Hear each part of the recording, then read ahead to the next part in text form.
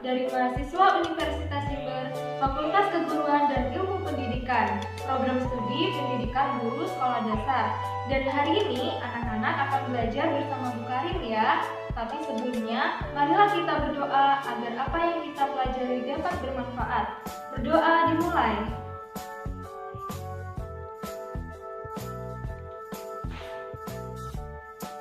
Berdoa selesai. Nah, anak-anak, setelah itu, untuk menambah semangat kita dalam belajar, marilah kita menyanyikan lagu Mars PPK, Tepuk PPK, dan Salam PPK.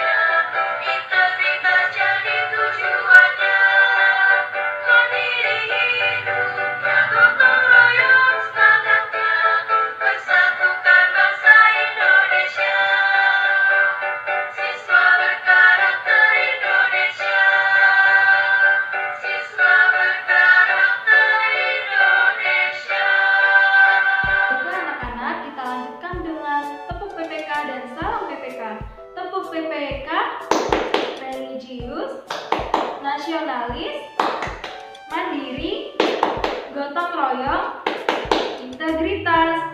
Salam PPK, cerdas, berkarakter, menyenangkan, luar biasa, hebat. Anak-anak, sebelum memasuki materi pada hari ini, apakah kalian masih ingat kemarin kita sudah mempelajari tentang apa ya? Ya betul, kemarin kita sudah mempelajari tentang hidup rukun di dalam suatu perbedaan.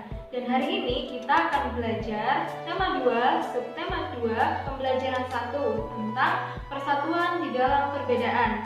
Tujuan pembelajaran kita kali ini yaitu agar anak-anak dapat mengetahui informasi penting dan kalimat efektif yang terkandung di dalam sebuah teks cerita bersejarah, dan juga kita akan mempelajari tentang adaptasi hewan. Baik anak-anak, kita mulai ya. Nah, anak-anak, setiap pada tanggal 17 Agustus kita memperingati Hari Kemerdekaan Indonesia. Tetapi apakah kalian tahu, setelah Indonesia merdeka, rakyat-rakyat Indonesia tetap melakukan perjuangannya dalam melawan penjajah. Nah, seperti yang akan Ibu ceritakan sebentar lagi. Silakan kalian menyimak ya. Pertempuran Surabaya. Pada tanggal 25 Oktober 1945, tentara sekutu yang dipimpin oleh Brigadir Jenderal Malabi. Tanggal 27 sampai 30 Oktober 1945 terjadi kontak senjata antara para pemuda Indonesia dengan pasukan Inggris. Dalam pertempuran ini, pasukan Inggris dapat dipukul mundur. Bahkan, puncak dari pertempuran tersebut adalah terbunuhnya pemimpin pasukan Inggris Brigadir Jenderal Malabi. Pada tanggal 9 November 1945, Inggris mengeluarkan ultimatum yang berisi semua pimpinan dan orang Indonesia yang bersenjata harus melapor dan meletakkan senjatanya di tempat yang ditentukan dan menyerahkan diri dengan mengangkat tangan. Namun, ultimatum tersebut ditolak oleh pihak Indonesia. Pada tanggal 10 November 1945, terjadi pertempuran yang sangat dahsyat. Pasukan Inggris menggempur Surabaya dari darat, laut, dan udara. Peristiwa 10 November ini diperingati sebagai Hari Pahlawan. Nah, anak-anak, setelah kalian menyimak tentang pertempuran Surabaya yang sudah Ibu bacakan tadi, marilah kita cari informasi penting yang ada di dalamnya ya, dengan menggunakan 6 kata tanya. Yang pertama yaitu apa, yang kedua mengapa, yang ketiga siapa, yang keempat bagaimana, kemudian kapan dan di mana. Perhatikan diagram di samping ya. Yang pertama menggunakan kata tanya apa, yaitu apa isi bacaan yang sudah kalian baca? Isinya yaitu menceritakan tentang pertempuran antara pasukan Inggris dan pemuda Indonesia. Yang kedua menggunakan kata tanya mengapa. Mengapa pertempuran itu bisa terjadi? Pertempuran itu terjadi karena terbunuhnya Brigadir Jenderal Malabi dan ditolaknya ultimatum oleh pemuda Indonesia, ultimatum yang dikeluarkan oleh pasukan Inggris. Dan yang ketiga menggunakan kata tanya siapa. Siapa nama pemimpin yang memimpin pasukan Inggris tiba di Indonesia? Ya, jawabannya yaitu Brigadir Jenderal Malabi. Dan yang keempat yaitu bagaimana. Bagaimana isi ultimatum atau bunyi ultimatum yang dikeluarkan oleh Inggris? Bunyinya yaitu pemimpin atau orang-orang Indonesia yang mempunyai senjata diharuskan untuk meletakkan senjatanya di tempat yang sudah ditentukan. Kemudian diharuskan untuk menyerahkan diri dengan mengangkat tangan. Dan kalimat yang selanjutnya yaitu dengan kata tanya kapan. Kapan peristiwa itu terjadi? Ya, jawabannya yaitu pada tanggal 10 November tahun 1945. Dan kata tanya yang terakhir atau informasi penting yang terakhir dengan kata tanya yaitu di mana. Di mana peristiwa itu terjadi? Ya, peristiwa itu terjadi di kota Surabaya. Nah, anak-anak, setelah kita mengambil informasi penting yang ada di dalam teks cerita tersebut, apakah kalian tahu teks atau informasi itu sudah menjadi kalimat efektif atau belum ya? Nah, sebelumnya marilah Ibu jelaskan tentang kalimat efektif. Jadi, kalimat efektif adalah kalimat yang ringkas, tidak mengandung banyak pengulangan kata, dan tidak mengandung kata yang maknanya sama. Seperti yang Ibu contohkan, silakan kalian lihat di sini ada kalimat. Ya, kalimat ini semut adalah merupakan serangga berkaki 6. Itu merupakan kalimat yang tidak efektif. Mengapa? Karena di dalam kalimat tersebut mengandung dua kata yang maknanya sama, yaitu kata merupakan dan juga kata adalah. Coba kita ubah menjadi kalimat yang lebih efektif, menjadi semut merupakan serangga berkaki 6.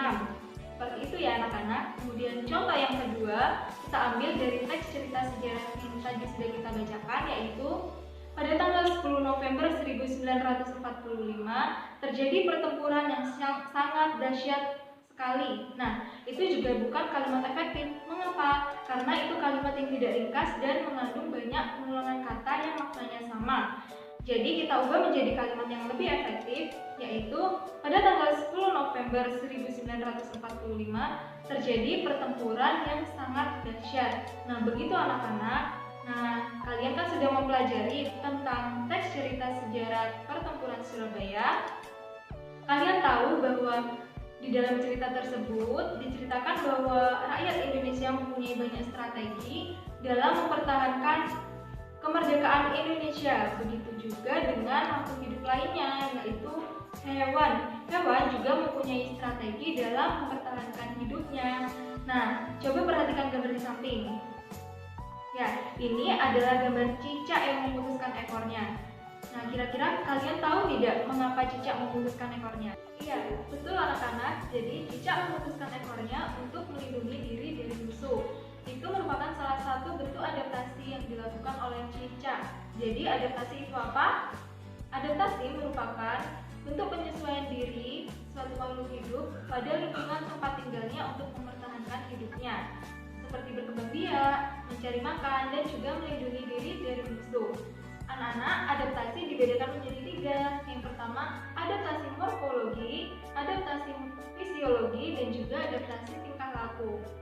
Nah, adaptasi morfologi merupakan penyesuaian diri atau penyesuaian bentuk tubuh suatu makhluk hidup pada lingkungannya. Seperti yang kita tahu yaitu bebek. Bebek mempunyai kaki yang berselaput dan berfungsi untuk berenang. Dan yang kedua yaitu adaptasi fisiologi. Adaptasi fisiologi yaitu penyesuaian fungsi organ tubuh pada suatu makhluk hidup di lingkungan tempat tinggalnya. Dan yang ketiga yaitu adaptasi tingkah laku. Adaptasi tingkah laku merupakan penyesuaian tingkah laku suatu makhluk hidup pada lingkungan tempat tinggalnya. Nah, jadi tadi cicak memutuskan ekornya merupakan adaptasi yang mana ya anak-anak? Iya benar, cicak memutuskan ekornya termasuk di dalam adaptasi tingkah laku untuk melindungi diri dari musuh. Nah, ibu mempunyai beberapa gambar hewan. Coba kalian kelompokkan ya, mereka termasuk melakukan adaptasi yang mana? Yang pertama yaitu gambar unta. Unta mempunyai punuk di tubuhnya. Nah, punuk itu berfungsi untuk menyimpan cadangan makanan atau air. Nah, jadi unta ini melakukan adaptasi dan terkelompok di dalam adaptasi yang mana? Ya, benar, yaitu adaptasi morfologi. Karena adaptasi morfologi yaitu penyesuaian bentuk tubuh makhluk hidup. Unta mempunyai bentuk tubuh atau punuk di punggungnya. Kemudian gambar yang kedua yaitu burung hantu. Burung hantu biasanya hidup di malam hari. Dia mempunyai penglihatan yang tajam untuk melihat saat malam hari. Nah, jadi burung hantu ini merupakan adaptasi yang mana? Ya, adaptasi fisiologi. Kemudian yang ketiga yaitu kaki seribu. Kaki seribu mempunyai kebiasaan yaitu menggulungkan tubuhnya ketika ia merasakan terancam atau melindungi diri dari musuhnya. Jadi ia termasuk di dalam adaptasi tingkah laku. Nah, begitulah anak-anak tentang adaptasi hewan. Dan pembelajaran kali ini sudah selesai.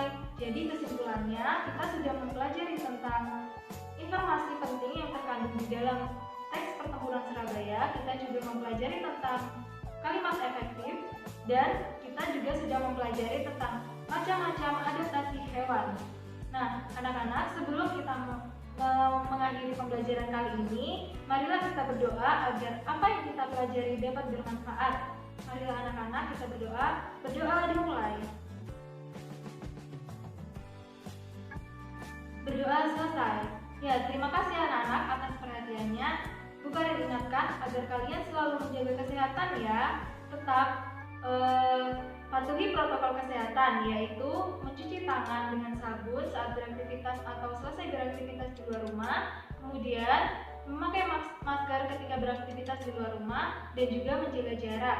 Baik anak-anak, semoga kita dapat berjumpa di pembelajaran berikutnya ya. Wassalamualaikum warahmatullahi wabarakatuh.